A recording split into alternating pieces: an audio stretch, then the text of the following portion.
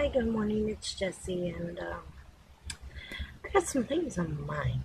So, I'm gonna come to you from Job 16, talking about Samson and Delilah here. I'm gonna start with the beginning of the story and give you some revelation on some things, okay? Um, Sometime later, he fell in love with a woman in the valley of Sorek, whose name was Delilah.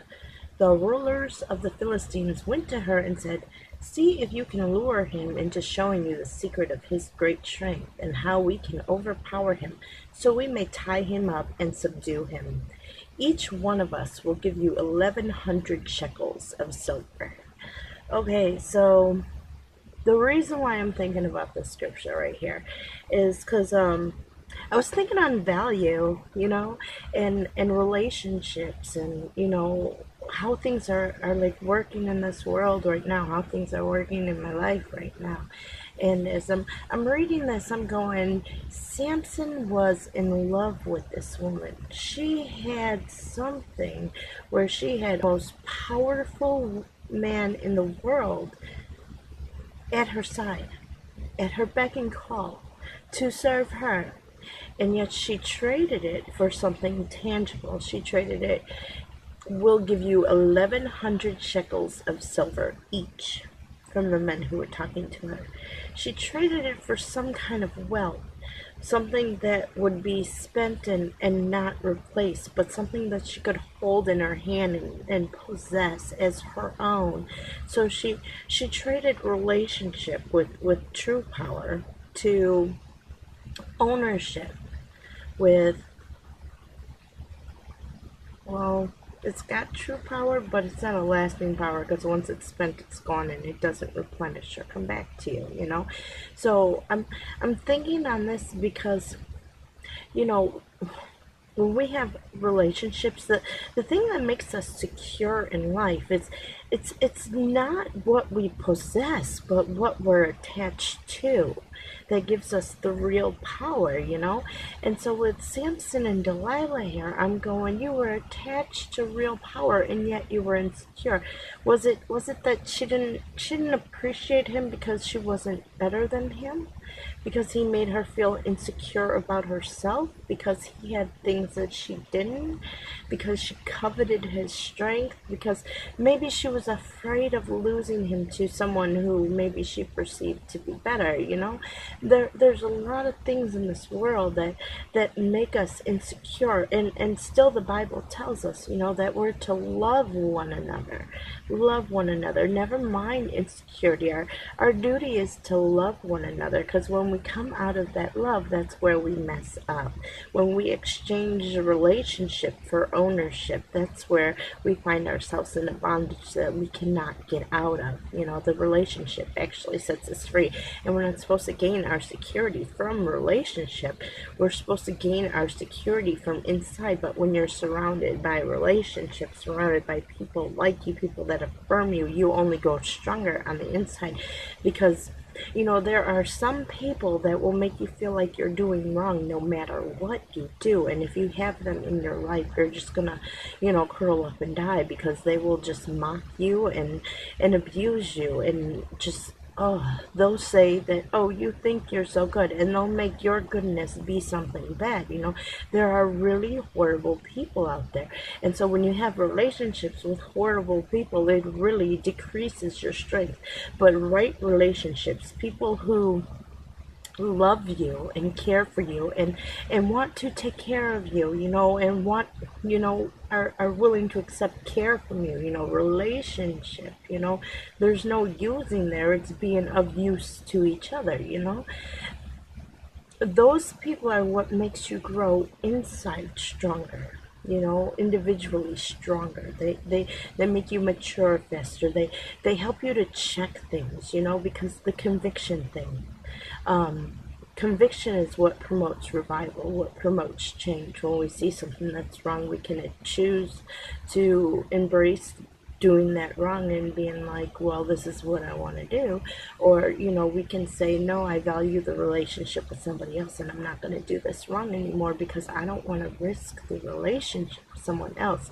Having the value for someone else more than your own desires, the relationship is what gives that to, and it makes you a stronger person. It helps you to, like Paul said, crucify your flesh, because if you're not in a relationship with anybody, you have no one to be accountable to, right? You have no one. I don't want to say to answer to, but it's like you want to do right because you want to keep your relationship right. You value the person more than your sin, and so you let your sins go, and that in turn makes you a better person. And it's not so much about being judged by someone else. It's not so much about nobody has the right to judge me. I know I've heard that one a million times. It's not about the judgment. It's about changing and growing and preserving and becoming better individually and better in a population. Because you see, when we sell out relationship for something tangible like money, when we sell out relationship for ownership, we are in bondage.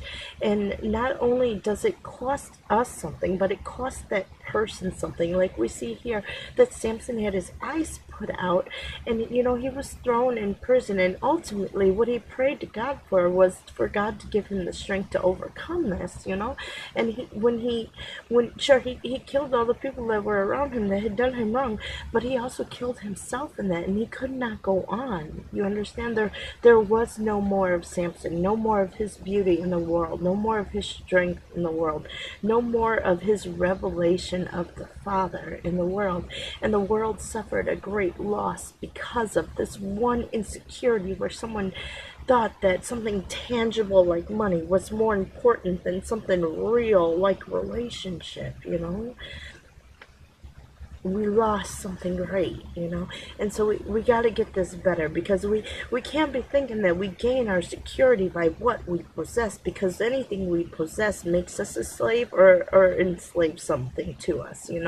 It's not a good thing. Possessions are not such a good thing. That's why the Bible says, sell everything you own and come follow me. That's what Jesus said, right? Sell everything you own. Possessions are not a good thing if you value them more than you value relationship, because you can't grow with possessions. So sure, you can hoard mass stuff in your house and you can have stuff piled up to the ceiling, but eventually the government's going to come and shut you down because you're a hoarder and you probably got rats and all this stuff.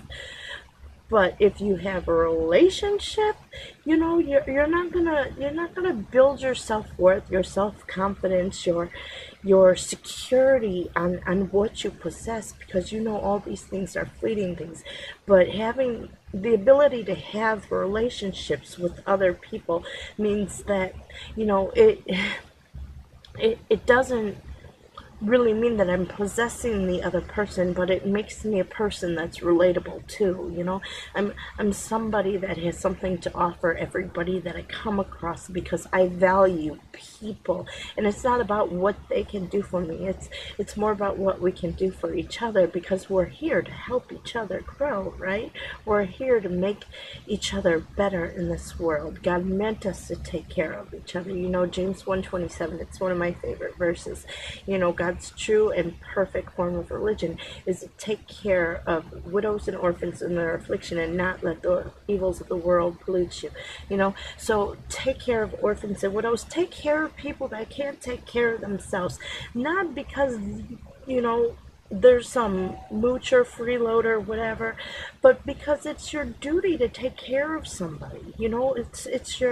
It's your task from God to take care of someone else, because everything that God gives to you is supposed to flow through you, and it needs to flow through to somewhere where it needs to be.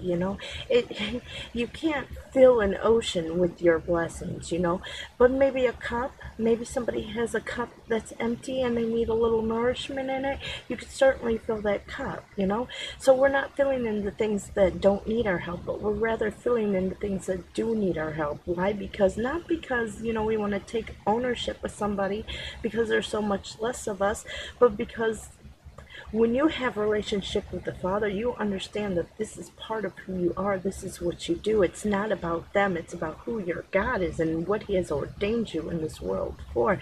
And that is to take care of the next person.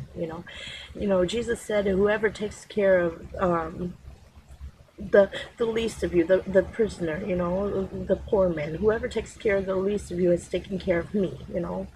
So we're supposed to do these things. This is the way we're supposed to be.